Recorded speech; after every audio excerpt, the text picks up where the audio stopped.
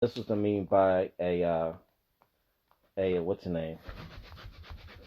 You know you can hear you on the mic if you do that. The mic is very sensitive. So if you're doing slides, they can hear you. You're a giant nerd. I love you too. Anyway, back to what I was saying. Uh, it's already a series of domino effects have already happened. Now, a recap. Now, the mafia's already coming down. They're coming down. They know where he's at.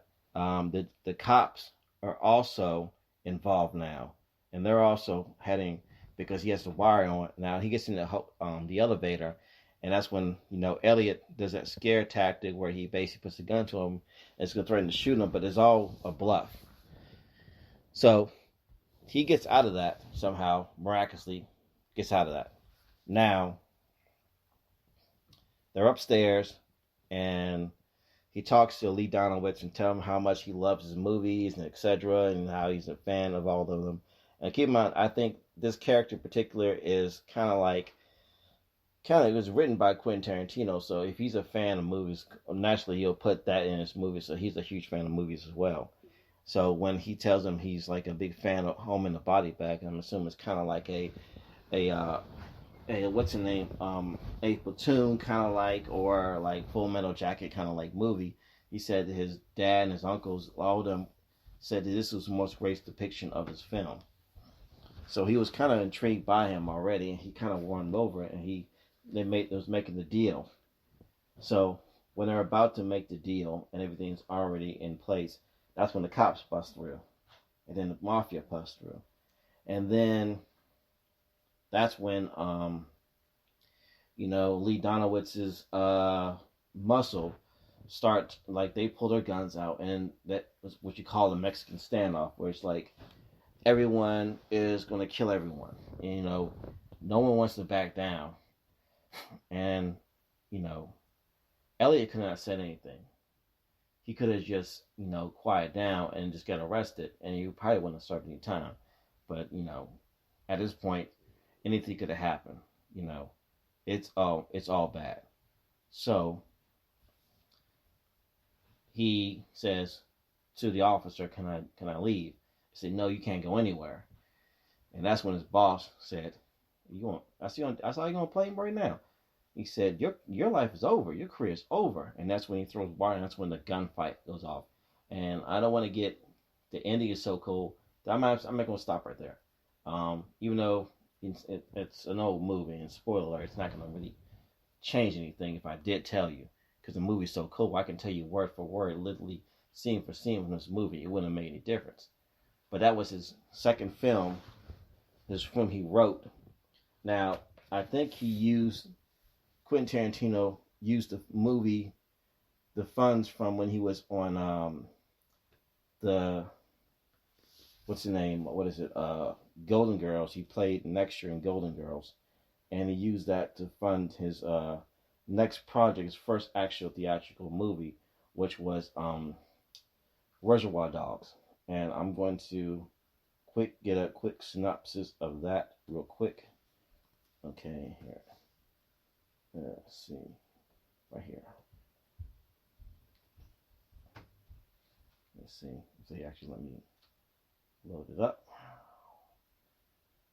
Okay. Yeah, what if they actually tell me, give me my synopsis. Okay. Reservoir Dogs was shot in 1992. Reservoir Dogs, directed by Quentin Tarantino, established budget 1.2 million. I'm gonna say 1.2 million.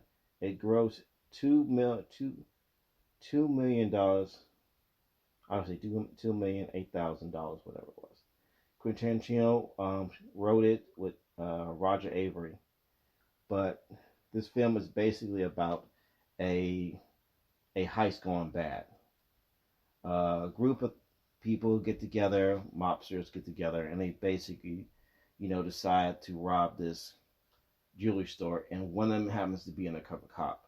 So the movie starts off, kind of like a mundane conversation while they're in a diner and talking about Madonna having, the like a virgin, how The song is basically a song about her losing virginity for the second time, unless you remembered it.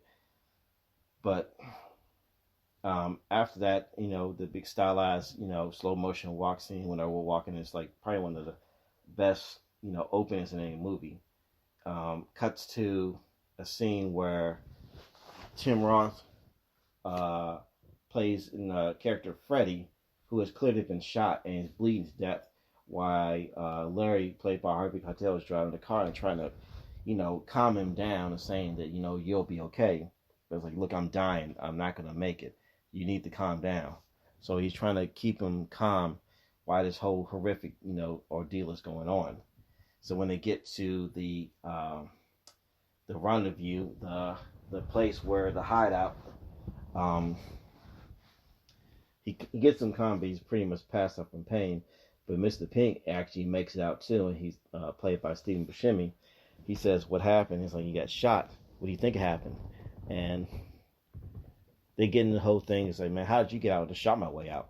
So the movie, it's kind of like a movie where they kind of tell certain things happen, but they're all separate from each story. So it's not like I don't know how they do screenplays, but it's focused on one particular person, and they always wonder, like, well, how did this happen? Why is this story part told before here? But it doesn't matter, because in a novel, that's how it would be, and that's how Quentin Tarantino likes it, because he wants to, in a novel, tell a story in a film how a novel will be told in a book, which you would never question why these things are happening. You would just you know for a fact it's a reason why it's happening. So after the ordeal, when they get out away from the cops, they get into discussion and say someone was an undercover cop, someone snitched, someone knew something. He said, "What are you talking about?" Well, I said, you turn around, it's like, well, the cops didn't make themselves known until Mr. Blonde, played by Michael Madison, started shooting. He said, "What are you talking about?" He said, "Well, I'm not saying they were not there. They were there, but they didn't make themselves known." And they got in a big discussion of how horrific it was that Mr. Blonde started killing this one girl who was like 18 years old, and how he was disgusted with it. And then they get back to the matter of, Freddie down on the ground. And he says, we got to get him to the hospital. And so, hey, man, that's his problem. Basically getting the fact that, hey, you signed up for this. I'm not going to jail so you can get stitched up. I mean, he's going to have to die. He said, and then he told him, I told him my name, and I told him where I was from. He said, "Why'd you tell him where your name was from? You were told specifically not to do that." And they get in an argument and get into a fight, and that's when Mr. Blonde shows up. Now, the story is basically told in, cut stories where, certain things happen before the other one.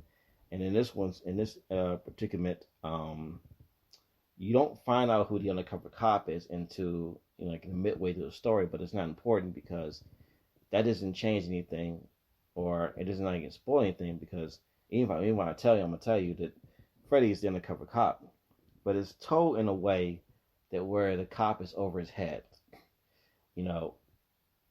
and a whole lot of scenarios happen badly, and that he was in a situation that he should have pulled himself out of. And it kind of reminds me of the movie White Heat, but in a darker way. Because in the White Heat, played by James Cagney, he was a guy who was already convicted of a crime he already did, and he was in jail. So he figured if he robs a stagecoach or whatever, not stagecoach, whatever. It's been a long time since I've seen the movie, but basically he can't get trial. I guess it's called double jeopardy. He can't trial at the same time, or they can't prove it. If he's already in jail, he broke out of jail, and they're trying for another crime, whatever. But in the movie, they get an undercover cop to go undercover and befriend him. And in the movie, he feels guilty because he didn't want to turn on him because he became close with him. So in this scenario, that formula has been told for so long that, and now it's used. But in this scenario, this cop is over his head.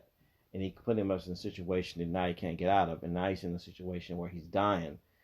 But in this film, I don't want to get in the whole great detail because I want to get into the other films as well.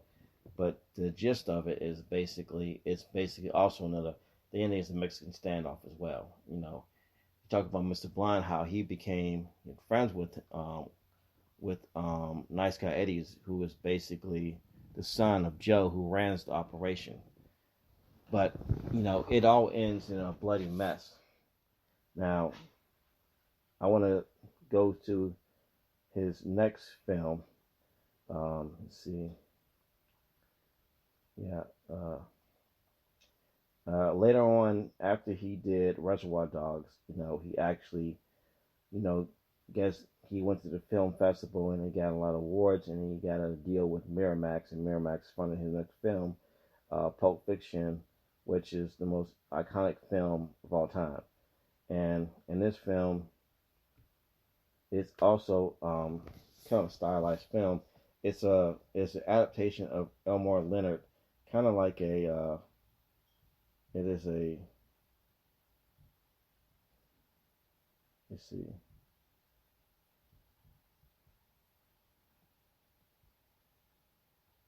hold on a second.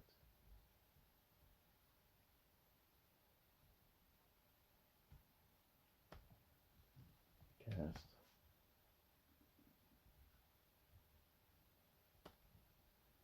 see.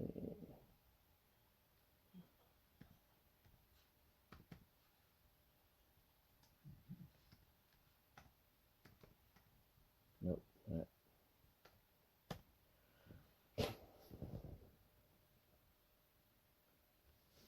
In this film right here, it's basically another film noir drama, crime drama, and in this film, it starts off.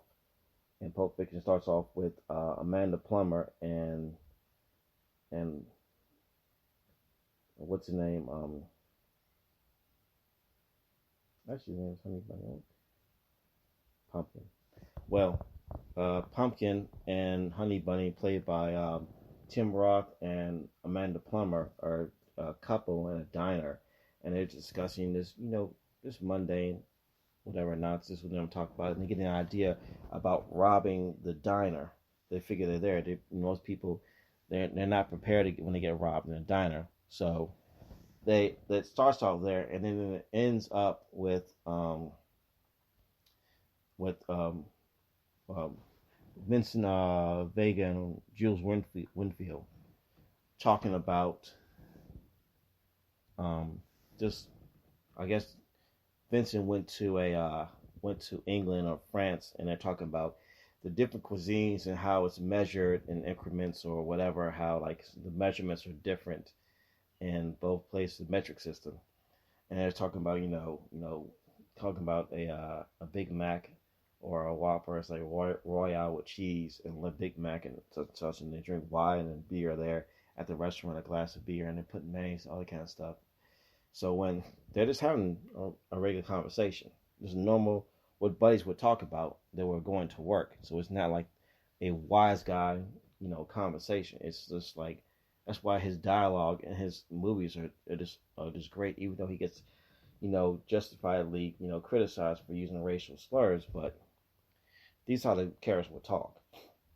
If you're telling an honest portrayal of characters, you're going to offend some people, and it's going to happen. That's the nature of the beast. And I don't think he's intentionally doing that, but he was actually called out when he was doing, I think he did some work for the movie Crimson Tide with Denzel Washington. Denzel Washington told him, in no circumstance of anything, you're going to have me saying this. And it's in the conversation. I think it was in the Denzel Washington bio or something like that, where he basically called out Quentin Tarantino for that stuff. But he's still a great director, and I don't think he gets any flack for that too much, because I don't think anyone remembers. But that did happen at one time. And now, back to what I was talking about. They pull up to Vincent and Jules pull up to a apartment complex and talking about,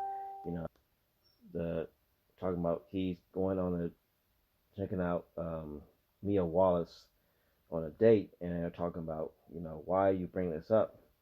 And they said, remember the guy Tony Rocky Horror? He said, like Samoan, and it was alluding to the fact that Jules had, not Jules, Marcellus had thrown him over a balcony and basically crippled him over touching her feet, and they were joking around about that stuff. And then he says, why are you bringing us in the first place? Well, I'm